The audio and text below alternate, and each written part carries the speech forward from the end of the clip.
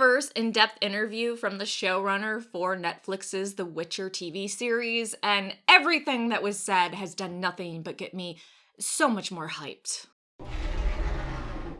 If you aren't part of the book club yet, I'll be doing breakdowns of each chapter of the Witcher books and podcast episodes where I talk about each chapter with a special guest that is only available to those that support me on Patreon. So if you want to join in with reading the books and getting exclusive content you won't get elsewhere, please consider joining on Patreon. Link in the comment section and video description down below. And if you join before July 28th, you get a postcard with a personalized note from me.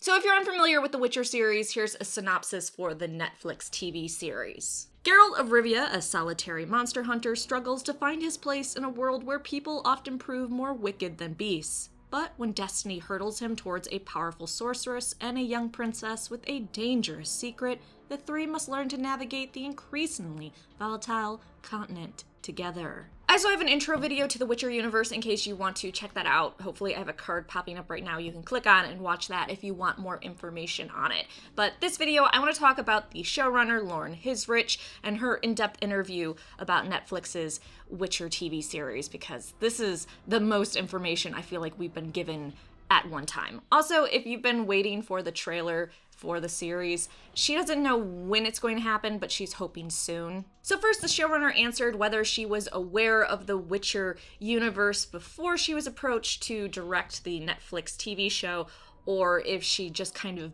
binge read and played the video games afterwards. So she stated, "A little of both. I read The Last Wish and really loved it, but I never would have called myself a fantasy writer before this. I've done some comic book shows. I've done a lot of drama. So when I read the book, I loved it, but I never thought I should adapt it personally. When Netflix reached out, I read the short stories again and started thinking about what I could bring to this. These three characters, Geralt, Yennefer, and Ciri, really rose to the surface. If you take all the other fantasy elements away, you take the magic and story and violence and sex away, you still have three characters who are this broken, disjointed family who really need each other even though they don't want to admit it.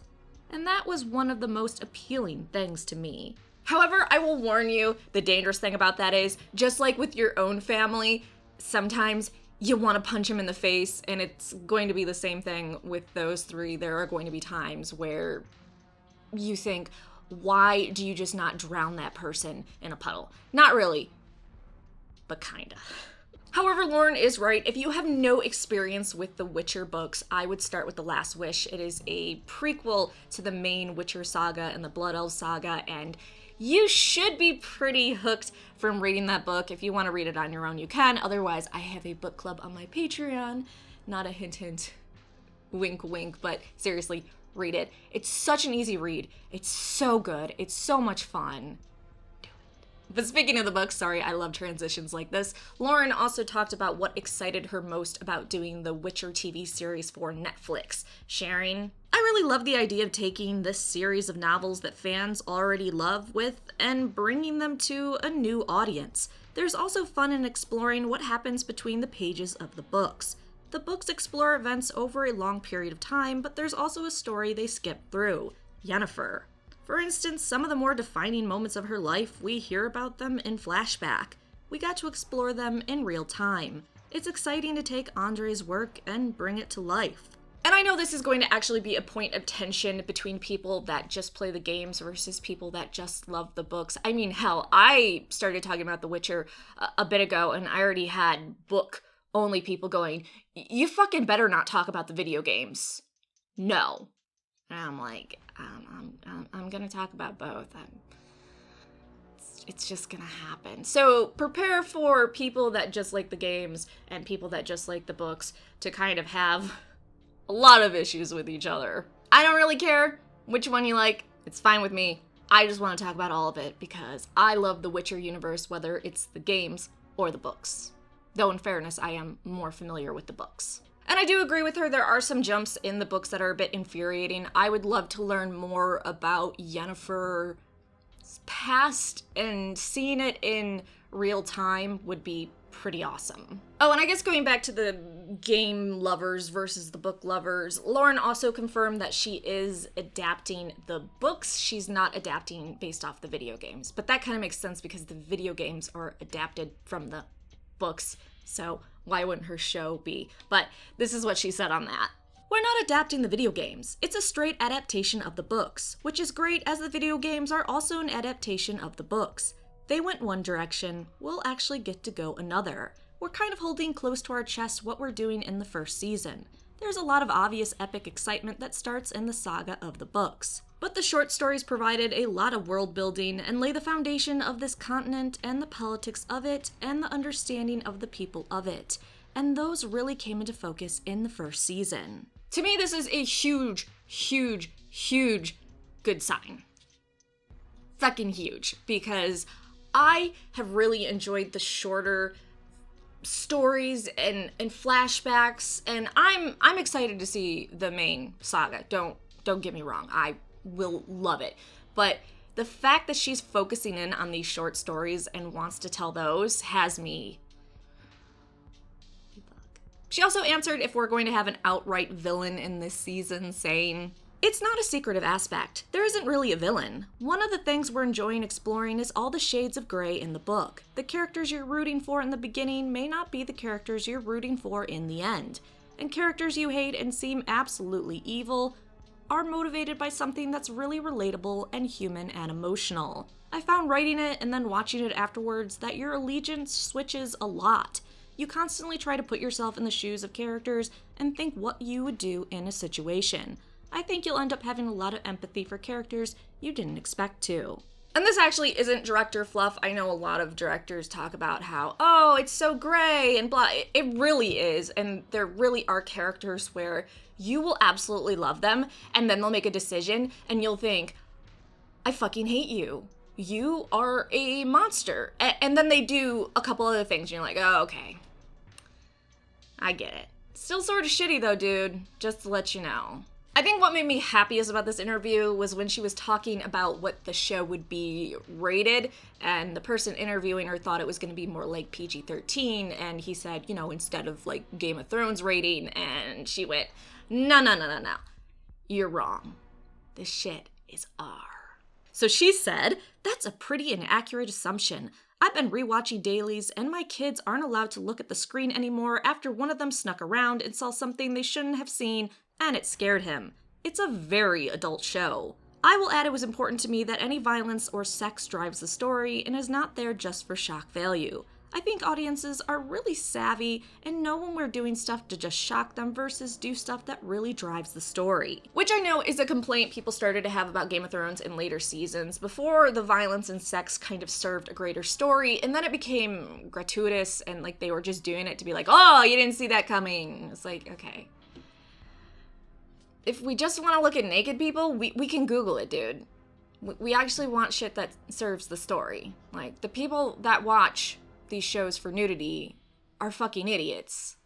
We want nudity that makes sense. So it being more rated R, to me, is a really good sign. She also shared what the Witcher TV series is bringing to fantasy that is unique. The monster and horror aspect. It's been done occasionally on fantasy shows, but it takes a backseat to magic a lot of the time. Geralt's a monster hunter, so from the very beginning, we talked about how to show these monsters and the humans they interact with. I think people are going to be surprised by how many monsters we were able to do and how integral they are to the story. It feels like the monster stories become analogs for bigger things happening in the world right now in different political phenomena. Which I know is going to make some people lose their shit thinking, oh no, they're going to make it political. If you read some of the stories, it's not necessarily, I obviously haven't seen the Netflix TV series, but I feel like the Witcher books more talk about humanity in general and how we behave and governments over time. So while she's saying, oh, it speaks to our current political atmosphere or whatever, I always felt like it just in general spoke to us in general, what we're like. And yeah, the government systems change, but at the core, we're kind of the same. And I really hope that they do show the dynamic between Geralt and monsters and the ones that he chooses to kill versus the ones he goes, yeah, you couldn't pay me enough money to do this. And you will find he makes those decisions on a variety of reasons. Oddly enough, she also talked about the backlash over the casting for Ciri. I guess I didn't notice the backlash at all, so it was kind of news to me, but if you were mad about it or something, this is what she said about it. I think that anytime you're doing casting and you're casting something that has a lot of existing fans, you're going to get a lot of opinions about whether it matches fans' vision. This franchise has millions of fans. We knew we weren't going to make everyone happy. As you know, per the controversy, we looked at everyone possible for this role. And when we found Freya, we made her an offer that day.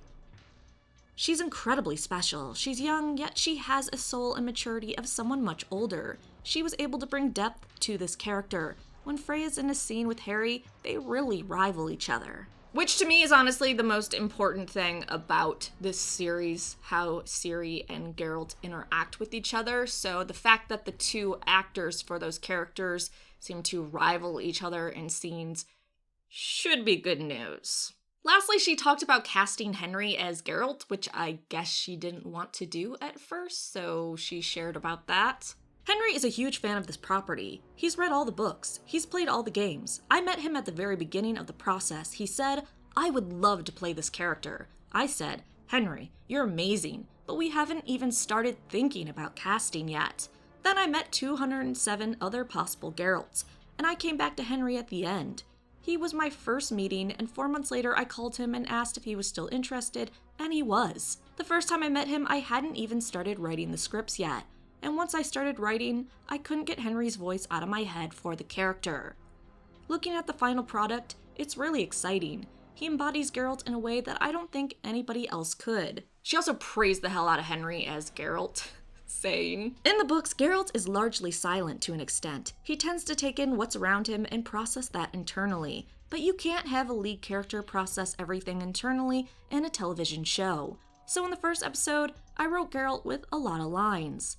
Henry shot them all, and in the edit, we started pulling some of them out. Henry brings subtleties to this character, finding emotional resonance in small moments, and playing it in such a subtle way that you understand what the character is going through without necessarily having huge chunks of dialogue. By the time we got to episode 8, the finale of the first season, we didn't even shoot half the dialogue because we knew there was so much Henry could do with Geralt that didn't require my words. And here's a super dangerous opinion to have because I didn't know that a lot of people think Henry is a bad actor or a wooden actor. So I have a really hard time believing actors and actresses that they're in love with a character or care for them. To me, it just always seems very superficial. I have never doubted Henry when he's acting that he is in love with a character, whether that's a fatherly love or a brotherly love or romantic love or whatever. For whatever reason, Henry can convey things with his eyes, his face, his body language that he doesn't need to speak to do so. So I think he's perfect for Geralt in that aspect, but I know that's a dangerous opinion because a lot of people just don't like his acting for whatever reason. Lastly, we were promised Geralt will have his yellow eyes and that we will have quite a few things that book fans love in this show. Oh, and we're supposed to be very impressed with how Geralt looks in the show. Netflix The Witcher TV show is out later this year, and I will be reviewing the hell out of it. Netflix, don't let me down. But on top of that, I will be doing Witcher lore, history, character, theory, prediction videos, and so on, so like, subscribe, and stay tuned.